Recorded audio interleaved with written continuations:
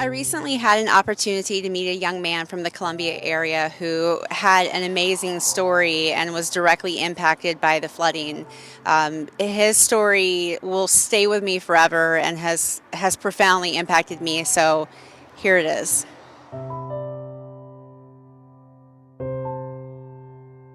We've been, as she said, handing out supplies to people who are affected by the flood. Most of what we've been handing out is cleanup kits, which is mops, Clorox, things for people to help be able to clean up their houses just from where the waters have come through.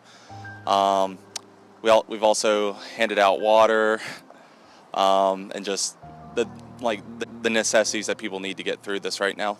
It was Sunday afternoon. I got a call saying my dad, he works for the Department of Transportation, um, and he was out over on Garner's Ferry Road trying to help people just get out of the flood areas, help clean up some of the areas over there. And we got a call that he was actually missing.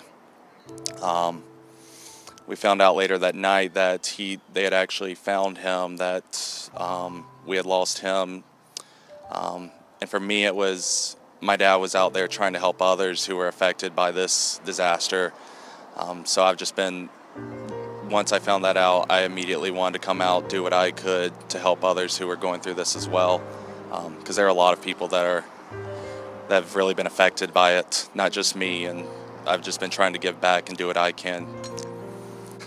It's helped a lot more than a lot of people think it has. I mean, like I said, yes, I was directly affected by this, but there are a lot of other people who have been, and just hearing thank yous from them that I was there to help them through all this, like, it's meant a lot.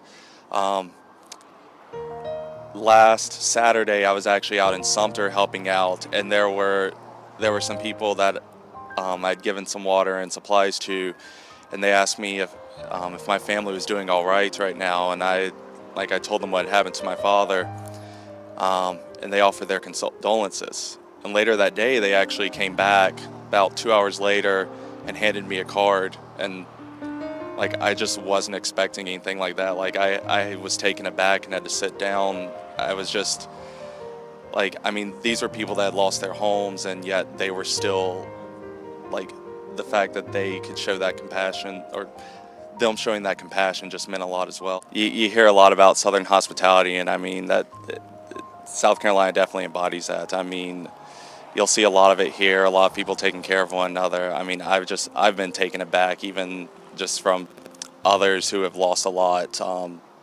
who are also taking care of me at times, and um, it's amazing what people will do, whether it's just as simple as just holding a door open for someone, or even helping them rebuild their home and get back everything that they lost. It's amazing.